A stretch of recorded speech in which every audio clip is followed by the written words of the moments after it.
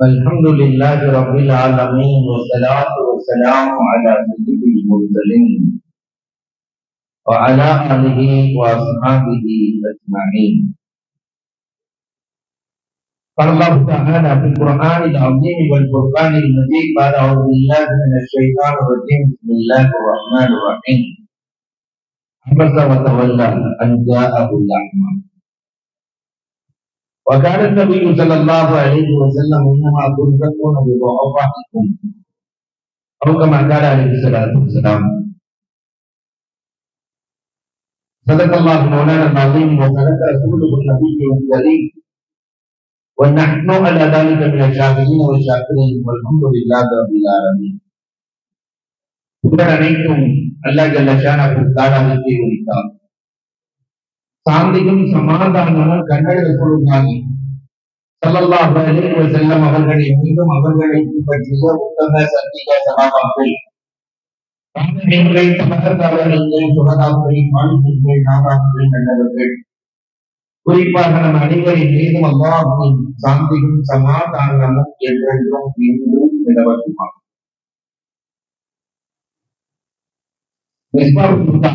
அரபு கல்லூரியின் சார்பாக நடத்தப்படுகிற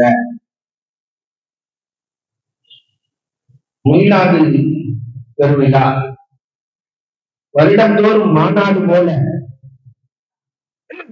மிக அற்புதமான முறையில் இங்கே நடத்தப்படுகிறது. இதனுடைய தகுதிமிக்க தலைவர் எங்களுக்கு எல்லாம் ரோல் மாடலாய் இருந்து கொண்டிருக்கிற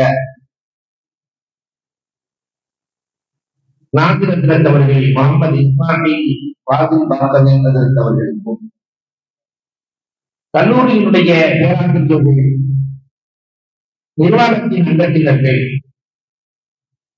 எம்மோடு வருகின்றிருக்கிற இலாஹியா அரபு கல்லூரியினுடைய தகுதிமிக்க பேராசிரியர் அப்துல் லத்தீப் பாக்கம் அவர்கள் மிக அற்புதமான முறையில் ஈரம் சீட்டை சென்றிருக்கிற பாடத்திற்குரிய யாக்கூப் அலி அவர்கள் வருகின்றிருக்கிற உலமா பெருமக்கள் ஆண்டோர்கள் சான்றோர்கள் அதிலும் குறிப்பாக பல்வேறு ஊர்களில் இருந்து வருகை வந்தாலும் நீடூர் மாப்பிள்ளையாய் அம்பகரத்தூரிலிருந்து வருகை வந்திருக்கிற யாக்கத் ஹாஜி அவர்களுக்கும் தாய்மார்கள் இளைஞர்கள் உங்கள் அத்தனை பேர்களுக்கும் இஸ்லாத்தின் காணிக்கையான சலாத்தினை பதிலை எதிர்பார்த்து சொன்னவனாக என் வார்த்தைகளை துவங்குகிறேன். அஸ்ஸலாமு அலைக்கும் வரஹ்மத்துல்லாஹி தஆலா வ பரகாத்துஹு. காலத்திற்கு ஏற்ற தலைப்பு வழங்கப்பட்டிருக்கிறது. ஒடுக்கப்பட்டோருடன் ஒப்பற்ற நபி ஸல்லல்லாஹு அலைஹி வஸல்லம். இன்றைக்கு உலகம் மாற்றுத்திறனாளிகளை பார்த்து போன ஜென்மத்தில் பாவம் என்கிறது. ஆனால் நம்முடைய மார்க்கம் எவ்வளவு அழகாக பேசுகிறது. உடலில் ஊனம் இல்லை, உள்ளத்தால் அவர்களை ஊனப்படுத்தாதீர்கள் என்று பேசுகிறது. கண் தெரியவில்லையா, கரீமத்தை போக்கினால் அவர் சொர்க்கவாசி என்று பேசுகிறார்கள். போமார் நபிகள் போமார். ஜென்ம பாவத்திற்கும் இதற்கும் சம்பந்தம் இல்லை. அவர்கள் ஒரு காலத்திலும் ஒதுக்கப்பட்டவர்களாக மாறிவிடக் கூடாது என்று சொல்லுகிற மார்க்கத்தை இப்பொழுது யோசிக்க ஆரம்பித்திருக்கிறார்.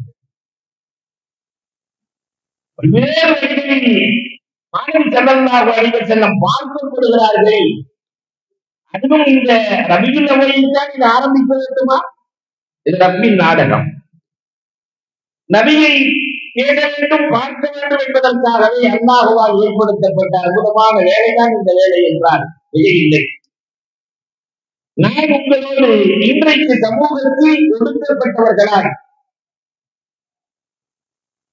கருதப்படக்கூடிய ஒரு 10 சாராரை பெருமானார் எப்படி பார்த்தார்கள் என்பதை குறித்து உங்களோடு நான் பேசப் போகிறேன். முதலில் பெண்கள்.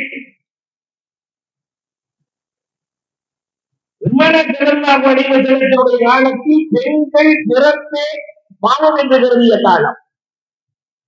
பெண்களை உயிரோடு புதைத்த காலத்தில் பெருமானார் பெண்களுக்கு அளித்த அந்தஸ்து எவ்வளவு?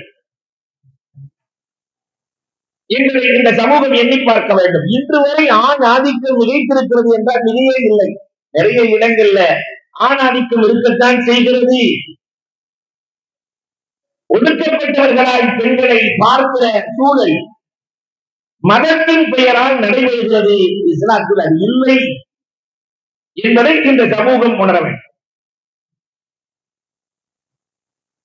அன்புக்குரியவர்களே, எப்படி இருந்தார்கள்? பனூ தை கூட்டத்தினுடைய தலைவர் பெருமானாரை கரம் பிடித்து ஈமான் கொள்ளுவார். தேம்பி தேம்பி அழுகிறார். பெருமானாருக்கு ஒரு பழக்கம் இருக்கிறது. நண்பர்கள் அழுதால் தானும் அழுவார்கள், நண்பர்கள் சிரித்தால் தானும் சிரிப்பார்கள், பிறகுதான் காரணம் கேட்பார்கள். இன்னைக்கு அப்படிலாம் இல்ல. நண்பர் அழுதா அவர் முன்னாடி உட்கார்ந்து சிரிப்பார், நல்ல அழுது சாப்பிட்டுட்டார் இல்லையா? ஆனால் பெருமானாருக்கு அந்த பழக்கம் அல்ல. அழுகிறார்கள். பெருமானாரும் அழுவதற்கு காரணம் என்னன்னு கேட்டார். சொன்னார்கள், நாயகமே, என்னை போன்ற கல்நெஞ்சக்காரன் என் சமூகத்திலேயே இல்லை, என் இனத்திலேயே இல்லை. எனக்கு ஒரு அழகான பெண் பிள்ளை பிறந்தது. அரபுகள் இயற்கையில் அழகானவர்கள். அந்த அழகிலேயும் பெண் பிள்ளையின் அழகு பேரழகு. என் பிள்ளையை எடுத்துக்கொண்டு இரவிலே செல்லுவேன். வானை அலங்கரித்த நட்சத்திரம் அழகா, என் பிள்ளை அழகான்னு பார்ப்பேன். நட்சத்திரம் என் பிள்ளைக்கு முன்னால் தோற்று போகும். பௌர்ணமி நிலவு அழகா, என் பிள்ளை அழகா என்று பார்ப்பேன். என் பிள்ளையின் அழகுக்கு முன்னால் பௌர்ணமி நிலவு தோற்று போகும். ஒரு வயது முடிகிறது. எல்லா பிள்ளைகளும் பேச ஆரம்பிக்கிற போது யாமி என்று ஆரம்பிப்பார்கள், அம்மான்னு ஆரம்பிப்பாங்க. ஆனா என் பிள்ளையோ யாபத்தி வாப்பான்னு ஆரம்பிச்சு. 2 வயதை தாண்டுகிற போது எனக்கு தேவையான வேலைகளை எல்லாம் என் பிள்ளை செய்யும். நாயகன் உணவு கொடுக்கும், தண்ணீர் கொடுக்கும், தட்டு கொடுக்கும், எல்லாம் கொடுக்கும். என் செல்ல பிள்ளை 3 வயதை தாண்டுகிற போது பெண் பிள்ளை என் இனத்திற்கு அவமானம், என் வீட்டுக்கு அவமானம் என்று என் பிள்ளையை என் மனைவியிடத்தில் கூட சொல்லாமல் பாலைவனத்திற்கு அழைத்து சென்றேன். நாயகனே, 2 பேரும் சேர்ந்து குழி வெட்டினோம். 2 பேரும் சேர்ந்து குழியை வெட்டினோம். நாயகனே, என் மீது இருக்கிற தூசியை, தன் மீது இருக்கிற தூசியை கூட பார்க்காத பிள்ளை என் மீது இருக்கிற தூசியை தட்டுகிற சூழல். உள்ளே இறங்கி என்றேன். என் குழந்தை விளையாடத்தான் என்று நினைத்து உள்ளே இறங்கியது. நான் மண்வெட்டியை எடுத்து என் பிள்ளையின் தலையில் ஓங்கி அடிப்பேன். சூழல் என் பிள்ளை பெண் பிள்ளையின் தலையில் ஓங்கி அடிப்பேன். அந்த பிள்ளை வழிகாட்டாமல் அந்த என்று அடறிக்கொண்டே இறந்து போனதுல சூழல் என்னை மன்னிப்பான். என் பிள்ளையே கொண்ட பாவி நான் அல்லாஹ் என்னை மன்னிப்பான். உமர் நபியுல் ஸல்லல்லாஹு அலைஹி வஸல்லம் இந்த ஒடுக்கப்பட்ட சமூகத்திற்கு பாதுகாப்பு வழங்க வேண்டும், இதுவே என் லட்சியம் என்று களம் இறங்கினார்கள். சாசா ரலியல்லாஹு அழைத்தார்கள். சாசா, அல்லாஹ் உங்களுக்கு பொருளாதாரம் தந்திருக்கிறார். யாராவது குழந்தைகளை புதைக்க நினைத்தால் பணம் கொடுத்து வாங்குவார்கள், நாம் வளர்க்கலாம். பெருமானாரின் காலத்தில் சாசா ரலியல்லாஹு ஒவ்வொரு தெருவாய் சென்று குழந்தையை வாங்கினார்கள். 94 பிள்ளைகளை வாங்கியதாக வரலாறு. பெருமானார் ஸல்லல்லாஹு அலைஹி வஸல்லம் அந்த ஒடுக்கப்பட்ட பெண்களை பாதுகாப்பதற்காக களம் இறங்கினார்கள். நிலைமை எப்படி மாறியது தெரியுமா? உஹது போர்க்களத்திலே ஹம்ஸா ரலியல்லாஹு தஆலா வஃபாத்தாகிறார்கள், ஷஹீதாகிறார்கள். உதைத்த போட்டி போட்ட அந்த சஹாபாக்கள் வளர்க்க போட்டி ஓடுகிறார்கள். இந்த வரலாறு. உதைத்த போட்டி போட்டவர்கள் ஹம்ஸா ரலியல்லாஹுவின் பிள்ளையை நான் வளர்க்கிறேன், நான் வளர்க்கிறேன், நான் வளர்க்கிறேன் என்கிறார். வளர்க்க போட்டி போடுகிறார்கள். ஏற்கனவே தாயும் இல்லை, தகப்பனும் இல்லாத அந்த பிள்ளை அலி ரலியல்லாஹு நான் தான் வளர்ப்பேங்கிறாங்க. ஸைத் ரலியல்லாஹு நான் தான் வளர்ப்பேன் என்கிறார்கள். ஜாஃபர் ரலியல்லாஹு நான் தான் வளர்ப்பேன் என்கிறார். பெருமானார் காரணம் கேட்டாங்க. அலி ரலியல்லாஹு சொன்னாங்க, ஹம்ஸா ரலியல்லாஹு என் சிறிய தந்தை, என் சிறிய தந்தையின் குழந்தை என் சகோதரி, சகோதரியை நான் தானே வளர்க்கணும். ஸைத் ரலியல்லாஹு சொல்றாங்க, நானும் ஹம்சாவும் ஒரு தாயிடத்திலே பால் குடித்தோம். பால் குடி சகோதரருடைய பிள்ளை என் பிள்ளை நான் தான் வளர்க்கணும். ஜாஃபர் அலிகள்லாம் சொன்னாங்களாம், அந்த பிள்ளையினுடைய சித்தியை நான் மனமுடித்திருக்கிறேன். காலா தாயின் அந்தத்தில் சிறிய தாய்தானே இருக்கிறார் காலா, அந்த பிள்ளையை என் மனைவியானே வளர்க்க வேண்டும். பெருமானார் ஸல்லல்லாஹு அலைஹி வஸல்லம் ஜாஃபர் அலி எல்லாம் வளர்க்கட்டும் என்கிறார். ஒடுக்கப்பட்டிருந்த இந்த பெண் இனத்தை பெருமானார் ஸல்லல்லாஹு அலைஹி வஸல்லம் அவர்கள் எவ்வளவு தூரம் உயர்த்தினார்கள் தெரியுமா? ஜைனப் ரலியல்லாஹு வந்து பேசுறாங்க, ரசூலுல்லாஹ் உறங்கிக் கொண்டிருக்கிறார்கள், கதவை தட்டுறாங்க, பிலால் ரலியல்லாஹு கதவை திறக்கிறாங்க, மசாலா கேட்டு அனுப்புறாங்க ஜைனப். நான் யாரும் சொல்லக்கூடாது, ரசூலுல்லாஹ் போய் பேசுங்க. கேள்வி கேட்கிறாங்க, என்ன தெரியுமா?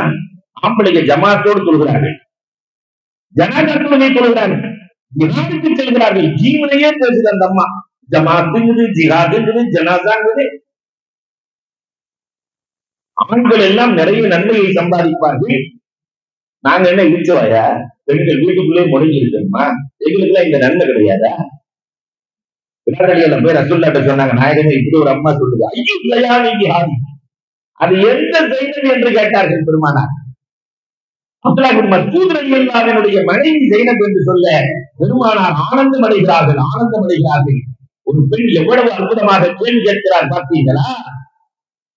நேரா ரசூலுல்லாஹ்வே வந்தாங்க, அம்மா ஜைனப், கணவனை நன்மையின் பக்கம் தூண்டினாள், ஜமாத்தோடு தொலை சொன்னாள், ஜனாதா தொழுகைக்கு தூண்டினாள், அவர்களின் நன்மை முழுக்க உங்களுக்கு உண்டு அம்மா.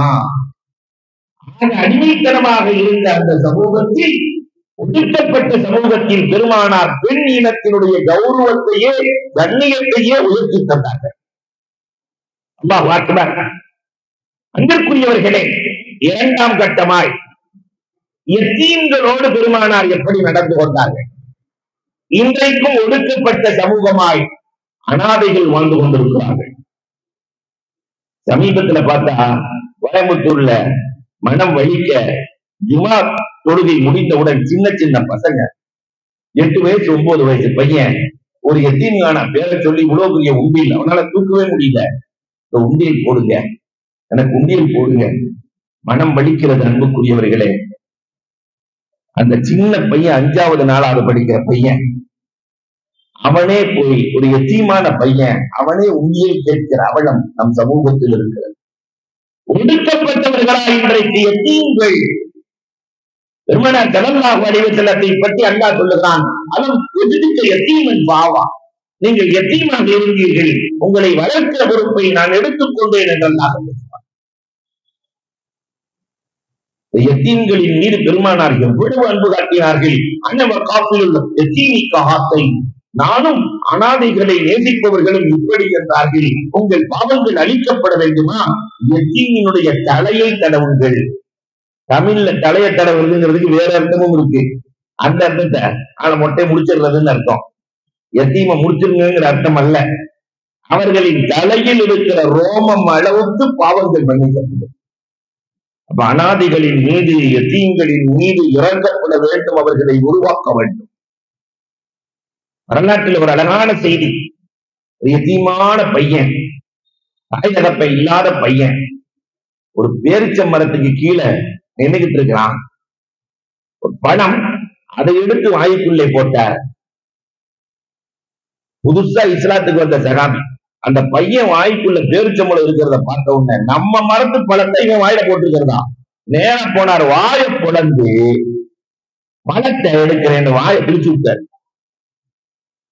வாயை கிழிக்க பெருமானார் இடத்துல சின்ன பையன் போறான், ரசூலே இந்த மாதிரி தெரியாம பழத்தை எடுத்து போட்டேன், ஆனா வாயை கிழிச்சிட்டாரு. அந்த எத்தீமோடு பெருமானார் நடந்த விதம் என்ன தெரியுமா? அந்த பணக்கார சகாபி புதிதாக இஸ்லாத்திற்கு வந்த சகாபியை பார்த்து, வாயை கிழித்ததால் அந்த மரத்தை கொடுத்து விடுங்கள், ஒரு மரம் தந்தால் சொர்க்கத்தில் உங்களுக்கு மரம் தருகிறேன். அவன் முடியாதவன், போன ஜென்மத்து பாவத்தால் தாய் தகப்பனை பிடுங்கிக் கொண்டான் அல்லாஹ் என்று சொல்லவில்லை. கோமான் நபிகள் கோமான் ஸல்லல்லாஹு அலைஹி வஸல்லம், அவன் தகப்பன் இல்லாதவன், தாய் இல்லாதவன், நாம் தான் பராமரிக்க வேண்டும்.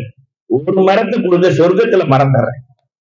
அவர் அப்பதான் இஸ்லாத்துக்கு வந்த சகாபி, முடியாதுன்னு பக்கத்தில் இருந்து அபூ தஹ்தா ரலியல்லாஹு பார்க்கிறார்கள். பெருமானாரின் முகம் வாடி போயிருக்கிறது. அபூ தஹ்தா ரலியல்லாஹு, நாயகமே அந்த மரத்தை நான் வாங்கி தரட்டுமா? பெருமானார், வாங்கி கொடுங்களே, அந்த யத்தீமை சந்தோஷப்படுத்துங்களே. போய் பக்கத்துல உட்கார்ந்தாரு. என் தோட்டத்திலே 10 மரம் தருகிறேன், அந்த ஒரு மரத்தை அந்த யத்தீமுக்கு தருகிறீரா? முடியாது. 100 மரம் தருகிறேன், ஒரு மரத்தை தருகிறீரா? முடியாது. என் தோட்டத்தில் 1000 மரங்கள் இருக்கிறது, தோட்டத்தையே கொடுக்கிறேன், அந்த யத்தீமுக்கு ஒரு மரத்தை தருகிறீரா? இந்த சஹாபி பார்த்தாரு, சரி தர்றேன்ட்டார்.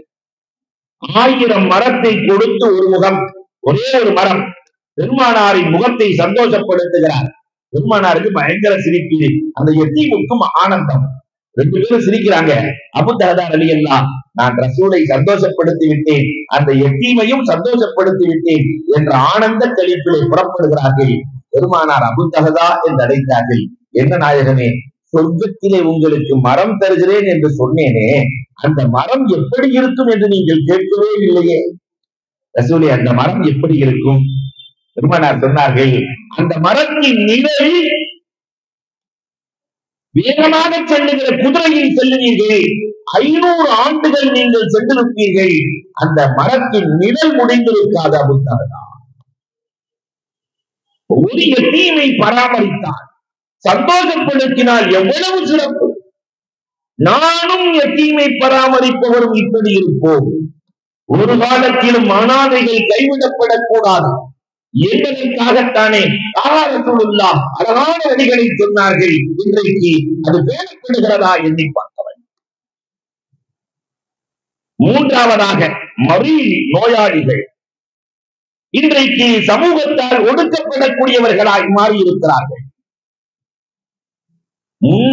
நேற்றைய முன்தினம் ஒரு மகன், ஏறத்தாழ அவருக்கு 35 வயசு இருக்கும், வாலிபர், கேட்கிறார், 10 வருஷமா என் தகப்பனார் ரத்த வாந்தி எடுத்துக்கொண்டே இருக்கிறார், வீடே நாட்டம் அடிக்கிறது, அதுல அனுமதி இருக்கிறதா கருணை கொலை செய்வதற்கு? யார? தகப்பனாரை கருணை கொலை செய்வதற்கு அனுமதி இருக்கிறதா? அவருடைய ஸ்மெல் தாங்க முடியவில்லை. அல்லாஹு அக்பர். அப்படி தலைவர்கள கொஞ்சம் திருப்பி பாருங்களேன். இதே நேரத்திலே பிள்ளைக்கு ரத்த வாந்தி இருந்து அந்த தகப்பன் உயிரோடு இருந்திருந்தால் இந்த வார்த்தை வந்துவிடுமா? என் உயிரை கொடுத்தாவது என் பிள்ளையை காப்பேன். தாயும் தகப்பனும் இதைத்தானே செய்கிறார்கள். ஒரு தாய் வயிற்றிலே பிள்ளையை சுமக்கிறாள் என்றால் தகப்பன் அந்த தாயையும் பிள்ளையையும் சேர்த்து தலையில் சுமக்கிறார். ஒவ்வொரு குடும்பத்திலையும் பாடுபடுகிறான் தகப்பன், தலையில் சுமக்கிறார்.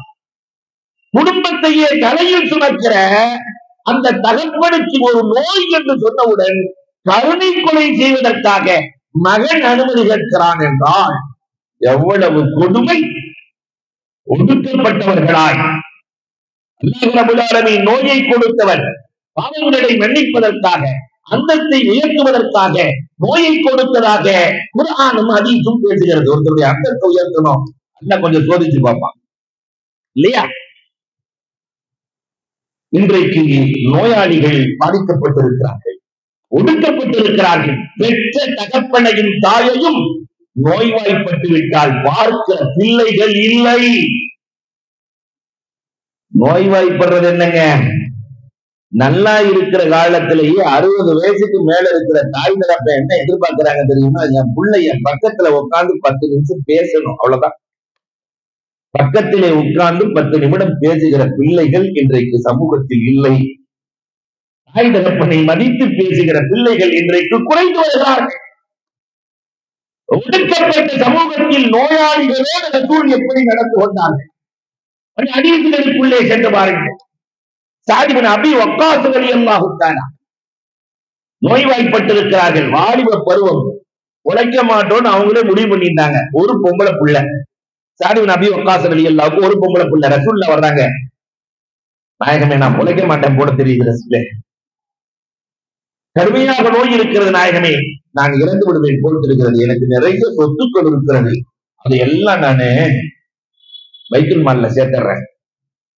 இன்னைக்கு மாறு இருந்துச்சுன்னு சொன்னா அல்ஹம்துலில்லாஹ், ஆள் மாறுறதுக்குள்ள, நிலைமை மாறுறதுக்குள்ள டக்குன்னு எழுதி வாங்கிடணும் போய் இல்லையா, அப்படியே ஆஸ்பத்திரிக்கு தூக்கி போயிடுவோம்.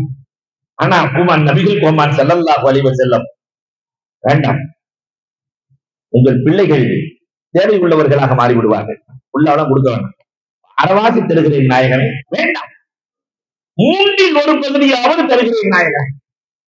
அவர் மனம், நோயாளியினுடைய மனம் புண்படக்கூடாது என்று சரி என்று பெருமானார் ஏற்றுவிட்டு சொன்னார்கள். துஆ செய்தார்கள். அதோடு சேர்த்து அல்லாஹ் உங்களுக்கு ஆரோக்கியமும் தருவான், குழந்தைகளையும் தருவான். பெருமானார் துஆ செஞ்சுட்டு போனாங்க. அல்லாஹு அக்பர். நான் இறந்து விடுவேன் என்று நினைத்தவர் அதற்கு பிறகு நீண்ட காலம் வாழ்ந்தார், 9 பிள்ளைகளோடு வாழ்ந்தார். நோயாளிகளை பார்க்கிற போதே அவருக்கு ஆரோக்கியம் கிடைக்க வேண்டும், நல்ல முறையில் வாழ வேண்டும் என்ற எண்ணத்தோடு சந்திக்க வேண்டும், நோயாளியை பார்க்க வேண்டும் என்ற பார்வையை பெருமானார் கற்றுக் கொடுக்கிறார். நம்ம உள்ள நுழையும் போது இங்கே பேசிக்கிட்டே போவோம், இனிலாம் ஒரு பொழைக்கிறது சிரமம். என்ன சில பேரு இனி அவர் இருந்து என்ன பிரயோஜனம், எல்லாத்துக்கும் பாரம். ஒவ்வொருத்தரும் எல்லாமே அல்லாஹ்வா மாறியே பேசி போவான். இனி அவர் இருந்து என்ன கிழித்த போறாரு, கொஞ்சம் என்ன கீழிறங்கி நஊது பில்லாஹ். அல்லாஹ் ரப்பல் ஆலமீன் நோயாளியோடு அழகாக நடக்க சொல்லுகிறான்.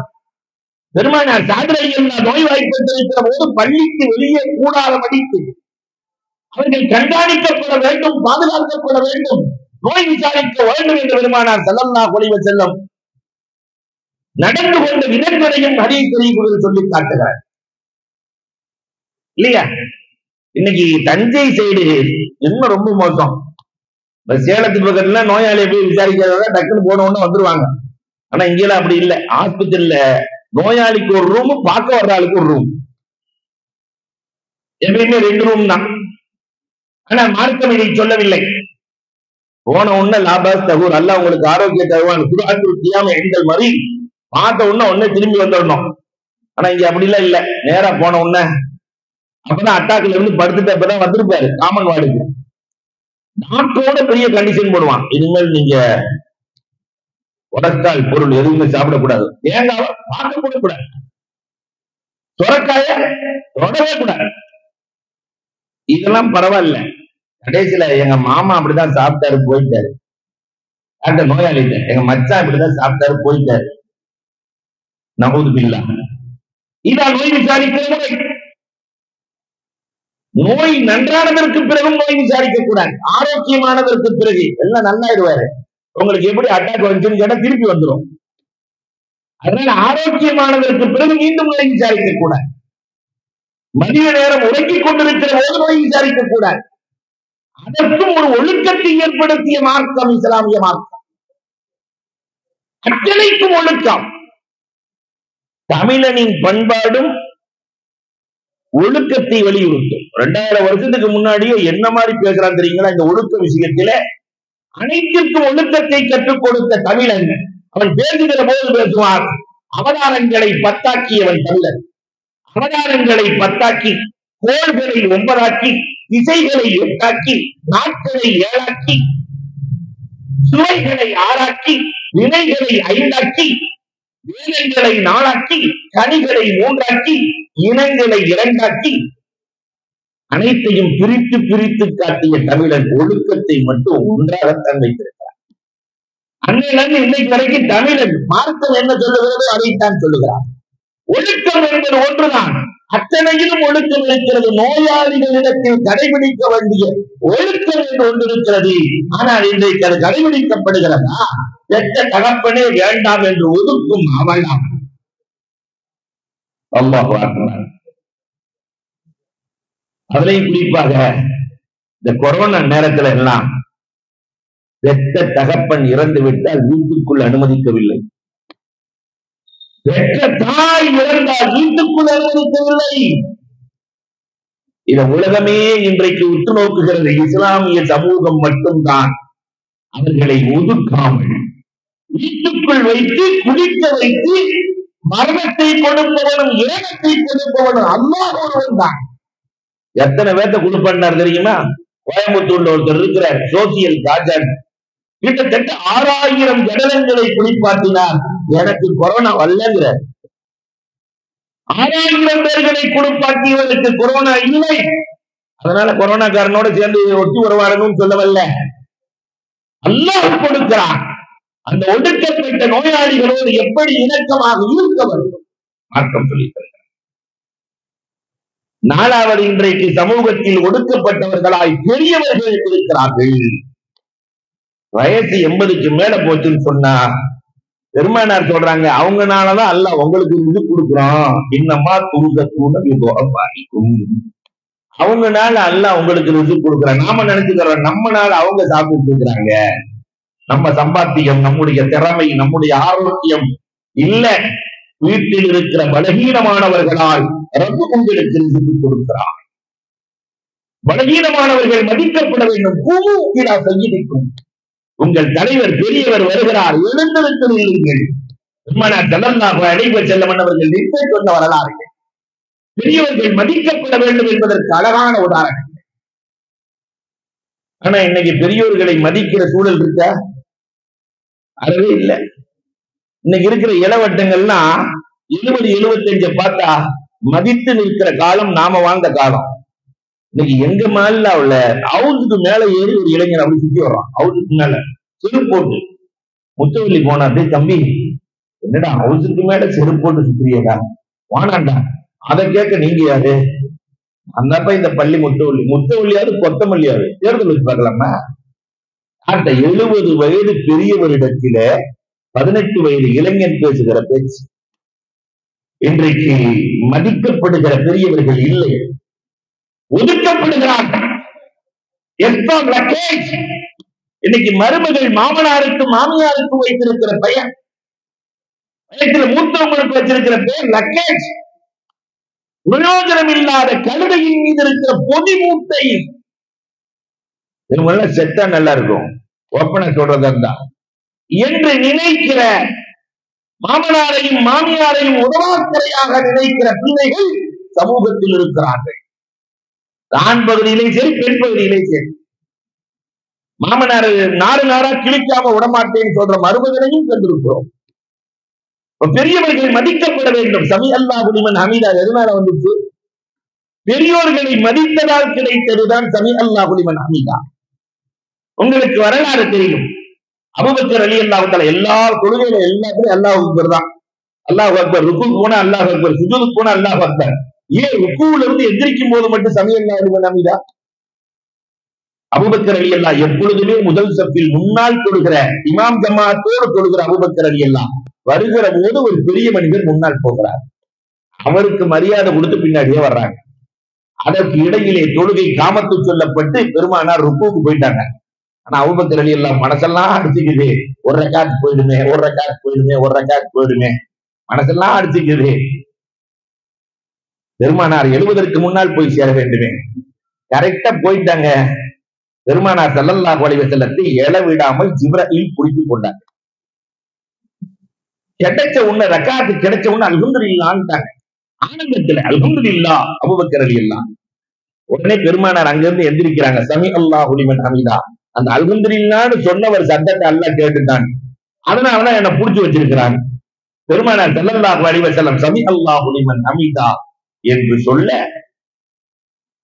அங்கிருந்து அபூபக்கர் ரலியல்லாஹு தஆலா பதில் கொடுத்தார்கள், ரப்பனா லக்கல் ஹம்த். ஒரு ரகாத்தை கிடைக்க வைத்த ரப்புக்கே எல்லா புகழும். பெரியவரை மதித்ததால் அல்லாஹ் ரப்பல் ஆலமீன் இந்த உம்மத்திற்கு கொடுத்த வாக்கியம் சமி அல்லாஹு லிமன் ஹமீதா.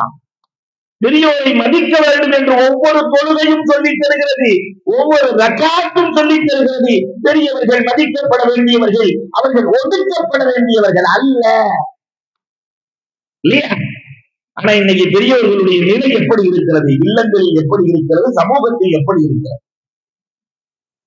அல்லாஹு அக்பர். ஒரு அம்மா இப்ப இருக்கிறதா இல்லையான்னு தெரியல.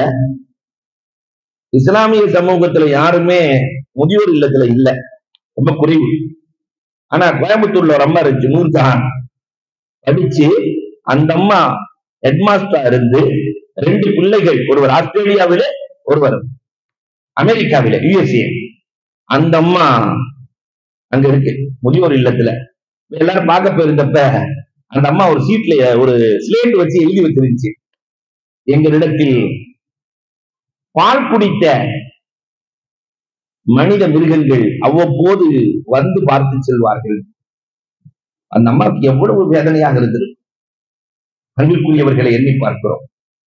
பெற்று வளர்ச்சி ஆளாக்கி உருவாக்கிய அந்த பெற்றோர்கள் கூட, பெரியவர்கள் கூட மதிக்கப்படாத அவலம். ஆனால் பெருமானார் என்ன சொன்னார்கள் தெரியுமா? அன்பிற்குரியவர்களே, அந்த தாயின் காலடியில் சொர்க்கம் இருக்கிறது, உங்களுக்கான கண்ணியமும் ரிசுக்கும் அவர்களால் கிடைக்கிறது, உணருங்கள். 5வதாக, ஒடுக்கப்பட்டவர்களாக இருந்த சமூகம் அடிமை சமூகம். அடிமையே இல்லாத ஒரு நிலையை பெருமானார் தானே உருவாக்கி கொடுத்தார்கள். ஒடுக்கப்பட்ட சமூகமாக இருந்த அடிமைகளுக்கு பெருமானார் கொடுத்த வாழ்வு, அல்லாஹு அக்பர். எத்தனை பேர்களை பெருமானார் உரிமை விட்டார்கள், வரலாறு பேசுகிறோம். ஸைத் ரலியல்லாஹு தஆலா பெருமானாரால் உரிமை விடப்பட்டு உயர்வாக்கப்பட்டவர்கள். அடிமையை உரிமை விட்டுட்டோம்னு சொல்லிட்டு கடைசி வரைக்கும் அப்படியே வச்சிருக்கல. ஸைத் இப்னு ஹாரிஸா, கதீஜா ரலியல்லாஹு தஆலா ரசூலுல்லாஹ்வுக்கு கொடுத்து ரசூலுல்லாஹ் உரிமை விட்டு எந்த அளவுக்கு மாறினாங்க தெரியுமா? ஸைத் இப்னு ஹாரிஸா உயர்வு, ஜிப்ரீல் அலைஹிஸ்ஸலாத்தை நேரடியாக பார்க்கிற பாக்கியத்தை பெற்றார்கள். ஸைத் ரலியல்லாஹு தஆலா வரலாறு பேசுகிறது. பிலால் ரலியல்லாஹு தஆலா அபூபக்கர் ரலியல்லாஹுவால் உரிமை விடப்பட்டார்கள். ஜின்னிகளா வரலாறு நீண்டு கொண்டே செல்கிறது. இதுல என்ன ஆச்சரியம் தெரியுமா? சுஹைப் ரூமி, சல்மானே பாரிசி, பிலாலே ஹபஷி, 3 பேர் உட்கார்ந்து இருக்கிறாங்க. அபூ சுஃபியான் அந்த வழியா போயிட்டு இருக்கிறார், என்ன இஸ்லாத்துக்கு வரல. அபூ சுஃபியான், பிலால் ரலியல்லாஹு சொன்னாங்களாம், என் கையில மட்டும் அபூ சுஃபியான் கிடைச்சா முடிச்சிட்டு வேண்டாங்க. இந்த வார்த்தையை கேட்ட அபூபக்கர் ரலியல்லாஹு தஆலா, என்ன பிலால், ஒரு சமூக தலைவரை பார்த்து சொல்லுகிற வார்த்தையா? என்ன பிலால், அபூ சுஃபியானை பார்த்து என்ன வார்த்தை சொன்னீங்க? ரசூலுல்லாஹ்ட்ட போய் சொல்றாங்க பிலால் ரலியல்லாஹு, ரசூலே, உஹது போர்க்களத்திலே உங்களை பற்றி வதந்தியை கிளப்பியவர் அவர், நீங்கள் இறந்து விட்டதாக செய்தி சொன்னவர் அவர், பல்வேறு பிரச்சனைகளுக்கு காரணமாக இருந்தவர் அவர். இஸ்லாத்துக்கு வல்ல அவரை பற்றி நான் சொன்னேன். ஆனால் அபூபக்கர் ரலியல்லாஹு கோபப்பட்டு விட்டார்கள். பெருமானாருக்கு உற்ற தோழர் அபூபக்கர் ரலியல்லாஹு, பெருமானார் ஸல்லல்லாஹு அலைஹி வஸல்லம் அபூபக்கர் ரலியல்லாஹுவை அழைத்து சொன்னார்கள், என்ன தெரியுமா? பிலால் மன்னிக்கவில்லை என்றால் அபூபக்கரே உங்களுக்கு சொர்க்கம் இல்லை.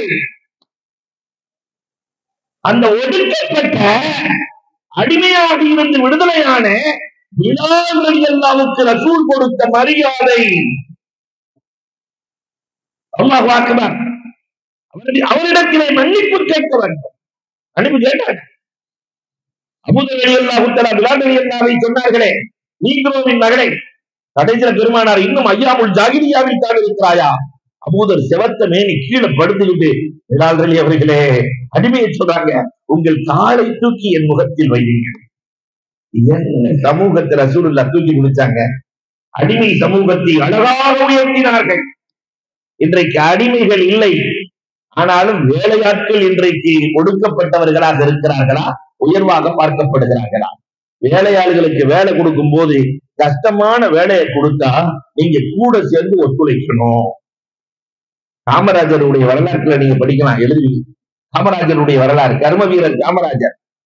LIC பக்கத்துல இருக்கிற அந்த மேம்பாலத்துல ஒரு மூட்டை தூக்குறவரு வண்டியை தள்ளிட்டு போறாரு. கார்ல இறங்கி வேகமா போய் காமராஜர் இவரு சேர்ந்து வண்டியை தள்ளி விடுறாரு.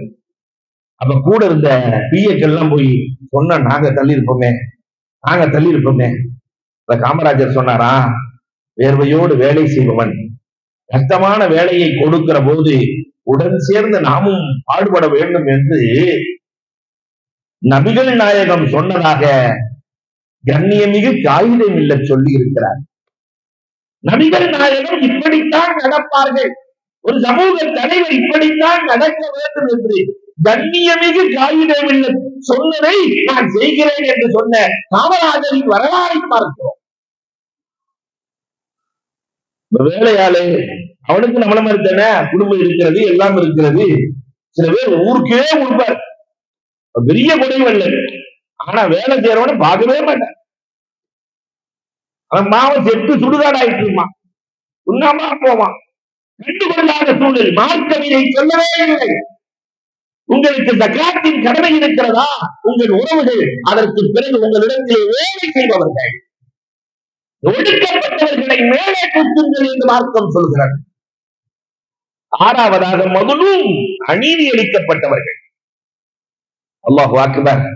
அநீதி அளிக்கப்பட்டவர்கள், ஒடுக்கப்பட்ட சமூகம் அநீதி அளிக்கப்பட்டவர்களுக்கு துணை நிற்க வேண்டும்.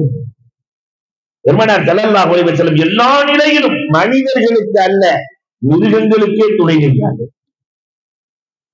அல்லாஹ் அக்பர். அநீதி அளிக்கப்பட்ட ஒட்டகம் வந்து சொல்லுகிற சொல்லாங்க, என் எஜமான் என்ன பாடா படுத்தினான் நாயகனே. எல்லா பொருளும் எல்லா மிருகங்களும் ரசூலோடு பேசி இருக்கிறது. என் எஜமான் பாடா படுத்தினார் ரசூலே, நீங்க தான் கேட்டு கொடுக்கணும் ரசூலே. உமன் நபிகள் கோமான் ஸல்லல்லாஹு அலைஹி வஸல்லம் அவர்கள் அழைச்சாங்க, நீ வளர்க்கிற ஒட்டகத்தையே இவ்வளவு கடினமாக நடந்து கொள்கிறாய், அந்த ஒட்டகத்திற்கு ஒழுங்காக உணவு கொடு, எவ்வளவு கொடுக்கிறாயோ அதற்கு ஏற்றவாறு துணைகளை போடு என்றார்களே ஆஹா ரசூலுல்லாஹி ஸல்லல்லாஹு அலைஹி வஸல்லம். அந்த ஹதீஸினுடைய இன்னொரு தொடர் இப்படி இருக்கிறது. ஒரு சஹாபி வருவார், ரசூலுல்லாஹி சொல்வார், என் ஒட்டகம் என்ன பாடா படுத்துது ரசூலே, எனக்கு அநீதி அளிக்குது ரசூலே. பெருமானார் ஸல்லல்லாஹு அலைஹி வஸல்லம் அந்த ஒட்டகத்தை கூப்பிடுவாங்க. ரெண்டு பக்கம் கேட்டு தீர்ப்பு சொல்லுகிற பழக்கம் ரசூலுக்கு உண்டு. இன்னைக்கு நம்மள நிறைய பேருக்கு அப்படி எல்லாம் கிடையாது. நீதிபதி நிதியை நீட்டினால் நீதி வளையும், அது இந்த காலம் இல்லையா? எங்கு பார்த்தாலும் நிதிக்குத்தான் மரியாதை. அதனாலதான் உள்ள நுழையும் போதே அழகா போட்டிருப்பாங்களா இல்லையா? உள்ள நுழையும் போதே என்ன போட்டிருக்கிறாங்க? கல்லு. ஆபீஸ்க்குள்ள போகும்போதே கல்னா தான் வேலை நடக்கும். உள்ள இருந்து வரும்போது இழு, காசு கொடுக்கலன்னா இழு இழுன்னு இழுத்து கொடுங்க. சொல்லாமல் அழகாக சிம்பானிக்காய் சொல்லுவார்கள் இன்றைய உலகத்திலே. ரசூல் ஸல்லல்லாஹு அலைஹி வஸல்லம் நான் அந்த ஒட்டகத்தை கூப்பிட்டு வந்தேன். ஒட்டகம் வந்தது. பெருமானார் ஸல்லல்லாஹு அலைஹி வஸல்லம் கேட்கிறாங்க, உன் எஜமான் சொல்றதெல்லாம் சரியா? சரிதான். என் எஜமான் எனக்கு உணவு கொடுக்காமல் அவர் சாப்பிட்டதே இல்லை ரசூலே, எனக்கு தண்ணீர் கொடுக்காமல் அவர் குடித்ததே இல்லை ரசூலே, என் மீது சுமைகளை ஏற்றுவதில்லை ரசூலே, என் எஜமானனை போல நல்லவர் யாருமே இல்லை ரசூலே, காலையிலிருந்து மாலை வரை உழைக்கிற என் எஜமான் மகரிபு தொழுது விட்டு இஷா தொழுகாமலே தூங்கி விடுகிறார் ரசூலே, அவர் எழுகிற வரை தொழுகிற வரை நான் அழுகிறேன் ரசூலே, எதிர்த்து தொழுதுட்டாருன்னு அழுகை நிறுத்திடுறார். அந்த சஹாபி பாஞ்சு போய் நெற்றியில முத்தமிட்டார். நாம் எவ்வளவோ அநீதி அளிக்கிறோம், ஆனால் அது என் மீது எவ்வளவு பாசமாக இருந்திருக்கிறது. உலகத்தில் இருக்கிற எதுவும் மனிதனுக்கு அநீதி அளிக்கவில்லை, ஆனால் மனிதன் தான் மனிதனுக்கு அநீதி அளிக்கிறார். அந்த வகையில் இன்றைக்கு இஸ்லாமிய சமூகம் மதுலூம்களாக, அநீதி அளிக்கப்பட்டவர்களாக இந்திய திருநாட்டில் வாழுகிறார்கள். நம்முடைய துவாக்கள் எவ்வளவு மக்கூல். வக்ஃப் வாரிய சட்ட மசோதா, அநீதி அளிக்கப்பட்டிருக்கிறோம், அநீதி அளிக்கப்பட்டவர்கள் வாக்குகளை செலுத்த வேண்டும் என்ற அந்த உரிமை கூட தெரியாத அளவுக்கு அநீதி அளிக்கப்பட்டிருக்கிறோம். இந்த ஒடுக்கப்பட்ட சமூகத்தை பெருமானார் தூக்கி நிறுத்தினார்கள். யாரெல்லாம் அநீதி அளிக்கப்பட்டிருக்கிறார்களோ அவர்களை உயர்த்த வேண்டிய பொறுப்பு நமக்கு இருக்கிறது. அலப்புல் சுலூல் ரசூலுல்லாஹ் நுபுவத்துக்கு முன்னாடியே அதானே நடத்தினாங்க. அநீதி அளிக்கப்பட்டவர்களுக்கு தட்டி கேட்கிற சங்கம், அதுதான் அரப்புல் சுலூல். பெருமானார் வாலிபத்திலேயே உருவாக்கிய சங்கம். ஏழாவதாக இன்றைக்கு சமூகத்தில் குழந்தைகளும் அநீதி அளிக்கப்படுகிறார்கள். இன்னைக்கு எந்த தாயும் தகப்பனும் நான் நல்ல குழந்தை வளர்க்கிறேன்னு சொல்லவே முடியாது. ஏன்னா யாருமே வளர்க்கல, எல்லாம் செல்போன் தான் வளர்க்கு. சோசியல் மீடியாக்கள் தான் குழந்தைகளை வளர்க்கிறது. நாம இருந்த காலம் விளையாண்ட காலம். சிட்டிக்குள்ள விளையாடுவோம், குண்டு விளையாடுவோம் இல்லையா, கிரிக்கெட் விளையாடுவோம். இந்த விளையாட்டுல இன்னைக்கு எல்லாம் போச்சு. ஃபயர் அப்படிங்கிறான், என்னமோ தீ பத்திக்குச்சுன்னு பார்த்தா அவன் செல்போனுக்குள்ள உட்கார்ந்துருக்கான். ஃபயரை பத்தி பேசிக்கிட்டு இருக்கிறான். வருத்தப்பட வேண்டிய செய்தி, இன்றைக்கு குழந்தைகள் அநீதி அளிக்கப்பட்டிருக்கிறார்கள். இந்த தாய்மார்கள் குழந்தைகளின் விஷயத்தில் அக்கறை எடுக்க வேண்டிய சூழலில் இருக்கிறோம். செல்போன் இல்லைன்னா அந்த புள்ள சாப்பிடுறது இல்லை. ஒரே நேரத்தில் இன்றைக்கு இருக்கக்கூடிய ஆய்வாளர்கள் சொல்லுகிறார்கள், ஒரு காலம் 80s இருந்தது. எப்படி இருக்கும் என்றால் சந்தோஷத்திலேயே இருப்பார்கள். கொஞ்ச நேரம் சந்தோஷம் இருக்கும், கொஞ்ச நேரம் வலி இருக்கும். ஒரு காயம் ஆயிடுச்சுன்னா ஒரு 2 மணி நேரம் வலி இருக்கும், 2 மணி நேரம் சந்தோஷம் இருக்கும். நீண்ட சந்தோஷங்கள், நீண்ட வலிகள், இதெல்லாம் மூளைக்கு ஆரோக்கியத்தை தந்தது. இப்ப அப்படி இல்லை. நேரத்துக்கு நேரம் அந்த செல்போன் பார்த்தோம்னா திடீர்னு அடிக்கிறான், கவலை வந்துருது, திடீர்னு சந்தோஷம், திடீர்னு துக்கம், திடீர்னு என்ன திடீர் திடீர் திடீர் திடீர் என்று மாறி இவனுடைய மூளையும் திடீர் மூளையாய் மாறி போகிறது. அப்பட கொள்ளணும்னு நினைச்ச முடிச்சான். நான் சொல்லவில்லை. இறை என்று ஒரு அழகான புத்தகம் எழுதியிருக்கிறார், எல்லாருமே வாங்கி படிங்க. மூளைக்குள் சுற்றுலா. அந்த புத்தகத்துக்கு பேர் ரொம்ப அழகான புத்தகம், மூளைக்குள் சுற்றுலா. இன்றைக்கு இருக்கிற சிறுவர்களின் மூளைகளை பற்றி சுற்றுலாவுக்கு செல்லுங்கள். அந்த மூளைகள் எப்படி இருக்கிறது என்பதை நீங்கள் மூளையில் அமர்ந்து கொண்டு யோசியுங்கள். வருங்கால பிள்ளைகள் இன்றைக்கு நமக்கு கிடைப்பார்களா? வருங்கால பிள்ளைகள் நமக்கு கிடைப்பார்களா என்றால் இல்லை.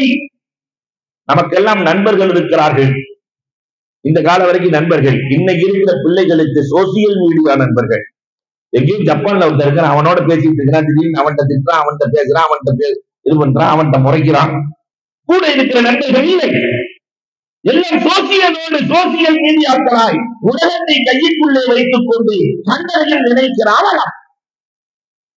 நாம சின்ன குழந்தையா இருக்கும்போது கதை சொல்லுவாங்க. இன்னைக்கு கதை சொல்லுகிற தாய்மார்கள் இருக்கிறீர்களா? நீடூர்ல இருக்கிறீங்க.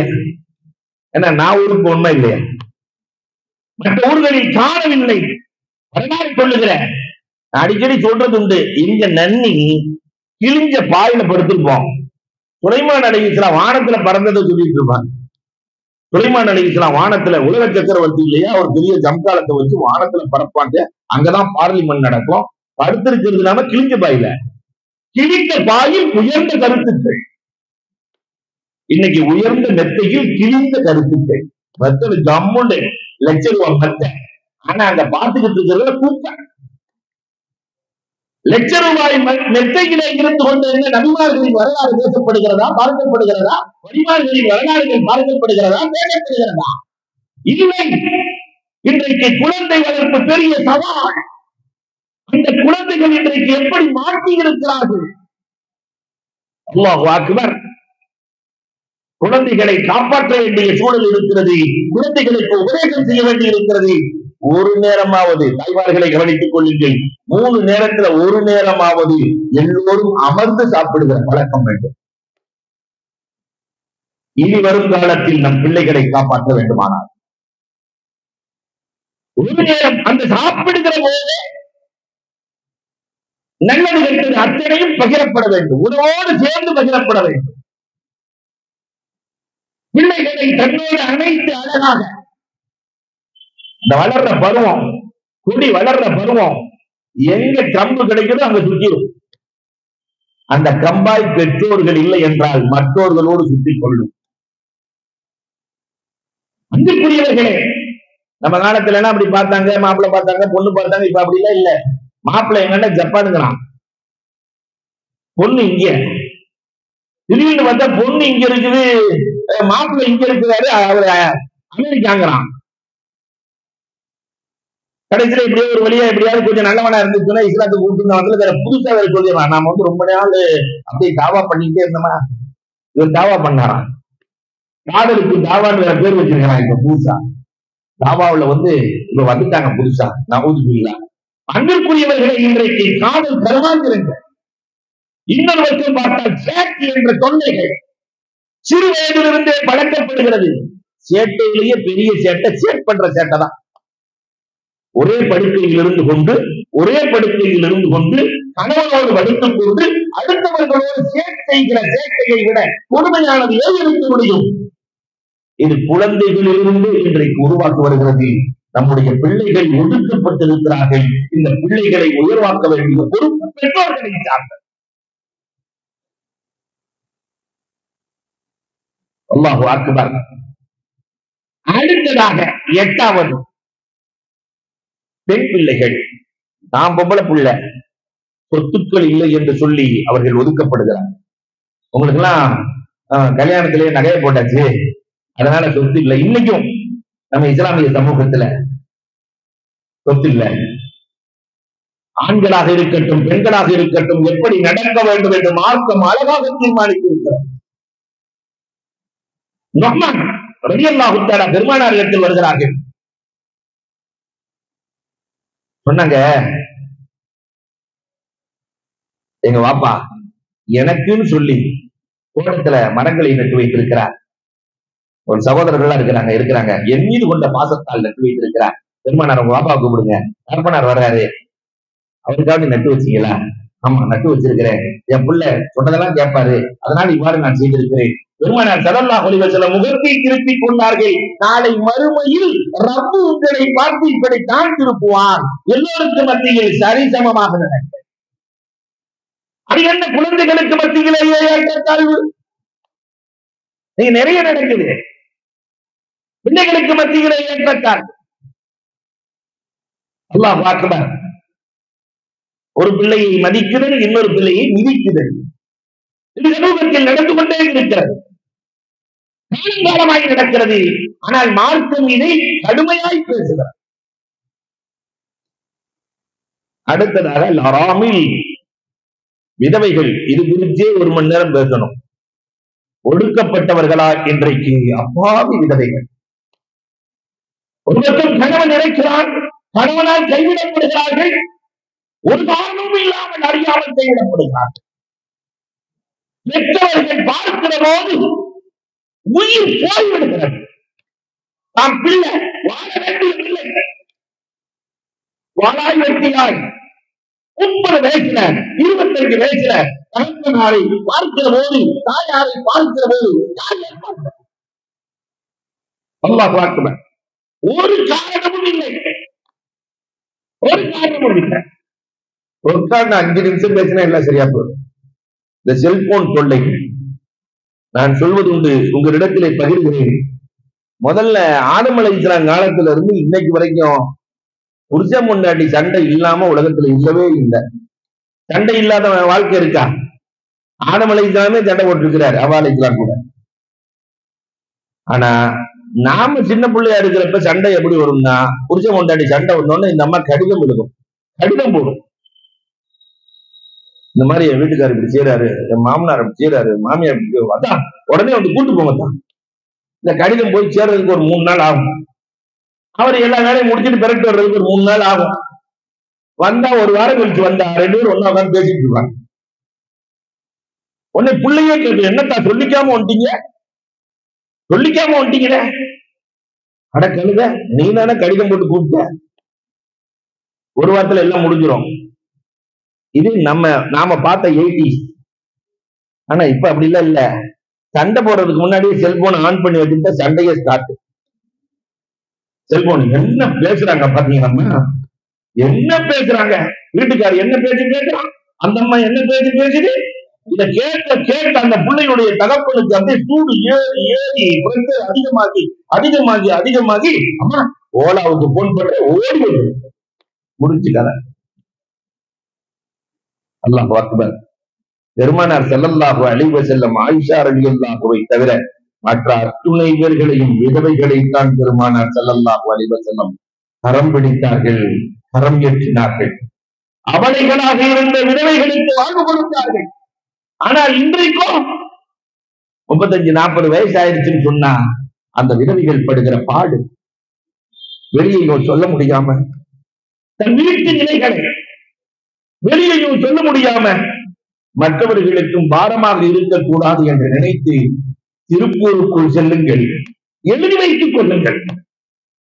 தமிழ்நாட்டில் இருக்கிற விதவைகளில் 40% தாய் தகப்பன் கஷ்டப்படுகிறார்கள் என்பதற்காக வேலை செய்கிறார்கள். திருப்பூருக்குள்ள போனா எல்லா கணவனால் கைவிடப்பட்டவர்கள், கணவன் இறந்து போனவர்கள், நம்ம இஸ்லாமிய பெண்மணிகள். அதுல எவ்வளவு கஷ்டம் தெரியுமா? அவளே கைவிடப்பட்டு இருக்கிறான்னு உதவி செய்யலான்னு பார்த்தா அதிலே கை வைக்கிற நிறைய ஆண்கள், தற்குறிகள், எத்தனை சோதனைகள், எத்தனை சோதனை, அவளைகளாய். இதற்கு சமூகம் என்ன பதில் சொல்ல போகிறது? இதற்கு பதிலே இல்லாத இந்த உலகத்தில் விதவைங்கிற தமிழ் வார்த்தைக்கு அப்படியே ஆம்பளை கல்யாணம் பண்ணாம இருந்தான்னு சொன்னா விதவன்னு சொல்ல முடியுமா? இவளுக்குண்டே சில பேர் வச்சிருக்கிறான் தமிழன். ஆம்பளைக்கு அது இல்ல, வாளா வெட்டி, வாளா வெட்டன்னு சொல்ல முடியுமா? சில பேர்கள் ஒடுக்கப்படுகிறது. நீங்க இந்த வகையில இந்த ஒன்னே ஒன்றை எடுத்து வச்சு இஸ்லாத்திற்குள் நுழையுங்க. விதவைகளுக்கு வாழ்வு கொடுத்து ராணியை போல் வாழ வைத்தவர்கள் கண்மணி ரசூலை தவிர வேறு யார் இருக்க முடியும்? யார் இருக்க முடியும்? அது இன்னொரு பெரிய அதிசயம் என்ன தெரியுமா? விதவைகளுக்கு அரசாங்கம் பணம் அனுப்ப வேண்டும் என்று முஆவியா ரலியல்லாஹு தஆலா கட்டளை பிறப்பிக்கிறார். விதவைகளுக்கு அரசாங்கத்திலிருந்து போக வேண்டும். ஒவ்வொரு மஹல்லாவில் இருக்கிற விதவைகள் கணக்கெடுக்கப்பட வேண்டும். அவர்களுக்கு ஜமாஅத்து பொறுப்பேற்க வேண்டும். அவர்களின் கண்ணீர் கடுமையானது. மார்க்கம் சொல்கிறது, ஒடுக்கப்பட்டவர்களை கைப்பிடியுங்கள். நிறைவாக மசாக்கீன்கள், ஏழைகள் ஒடுக்கப்பட்டவர்களாய் இருக்கிறார்கள். இந்த ஏழைகளையும் தூக்க வேண்டிய பொறுப்பு. அதனாலதான் ஜக்காத்து, சதக்கா இதெல்லாம் எதுக்கு மார்க்கம் சொல்லுதுன்னா, இந்த சமூகத்தில் ஏழை இருக்கக்கூடாது. எப்பொழுதுமே வாங்கும் கரமாக இல்லாமல் கொடுக்கும் கரமாக மாறுவதற்கு என்ன வழி? மார்க்கம் அதை சொல்லித் தருகிறது. அபூதாவுதுல ஒரு ஹதீஸ் வரும். ஒரு வாலிபர் ரசூலுல்லாஹ்ட்ட வந்து ஒண்ணுமே இல்லைன்னு யாசகம் கேட்கிறார். பெருமானார் ஸல்லல்லாஹு அலைஹி வஸல்லம் அவர்கள் வீட்டுல என்ன இருக்குன்னாங்க. கேட்டவொன்னே கொடுத்துடக்கூடாதான். வீட்டுல என்ன இருக்குன்னாங்க. ஒரே ஒரு சக்தி தான் இருக்குது, ஒரு பழைய போர்வை இருக்குன்னாங்க. பெருமானார் எடுத்து வாருங்கள் என்றார்கள். எவ்வளவு அற்புதமான உதாரணம்! எடுத்து வாருங்கள் என்றார்கள். எடுத்து வரப்படுகிறது. இதை யாராவது நீங்கள் வாங்குகிறீர்களா? பழைய பானையையும் மண்பானையும் பழைய ஆக கிழிஞ்சு போன போர்வையை யாராவது வாங்குவாங்களா? பெருமானாரின் முகம் அறிந்த உஸ்மான் ரலியல்லாஹு தஆலா, நான் வாங்கி கொண்டு ஒரு தீனார் தருகிறேன் ரசூலே. பெருமானார் மீண்டும் கேட்டார்கள், இதை யாராவது வாங்குகிறீர்களா? இது யாராவது வாங்குகிறீர்களா? மீண்டும் உஸ்மான் ரலியல்லாஹு தஆலாவே சொல்லுகிறார்கள், 2 தீனார் கொடுத்து வாங்கிக் கொள்ளுகிறேன் நாயகன். உஸ்மான் ரலியல்லாஹு வாங்கிட்டாங்க. பெருமானார் ஸல்லல்லாஹு அலைஹி வஸல்லம் அவர்கள் ஒரு தீனாருக்கு அன்றைக்கு தேவையான உணவுப் பொருட்களை வாங்கி கொடுத்து விட்டு, ஒரு தீனாருக்கு கோடாரி வாங்கி வா என்று பிடிபோட்டு கொடுக்கிறாங்க. கொடுத்த நாயகம் ஃபாலோ பண்றாங்க. 15 நாளைக்கு பிறகு என்னிடத்தில் வர வேண்டும். 15 நாளைக்கு பிறகு என்னிடத்தில் வர வேண்டும். இங்கு வரலாறு 2ஆய் பிரிகிறது. உஸ்மான் ரலியல்லாஹு தஆலா, நீங்க எல்லாம் கேட்கலாம், அந்த போர்வையையும் அந்த சட்டியையும் வாங்கிட்டு போய் என்ன செஞ்சாங்க? ஆசியாவில எழுதுகிறார்கள், உஸ்மான் ரலியல்லாஹு வாங்கி கொண்ட உஸ்மான் ரலியல்லாஹு யாருக்கும் தெரியாமல் அவர் வீட்டிலேயே சென்று இது என் அன்பளிப்பு என்று கொடுத்து விட்டார்கள்.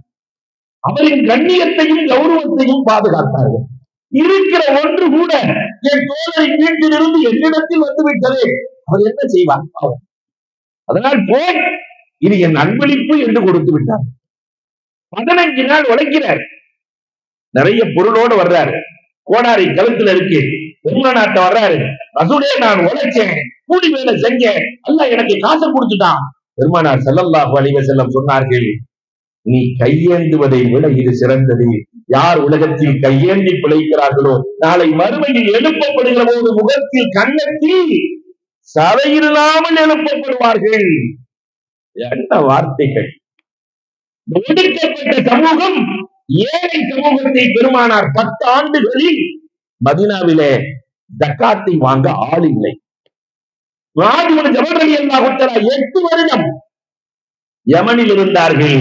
8 வருடத்தில் ஜக்காத்தை பெற ஆள் இல்லை. உயர்த்தி பிடித்தார்கள். ஏழைகளையும் உயர்த்த வேண்டிய, இன்னைக்கு நம்மால் அப்படி இல்லை. ஜக்காத்து கையிலேயே தனியா விற்கிறான், ஜக்காத்து சேலையிலே தனியா விற்கிறான்.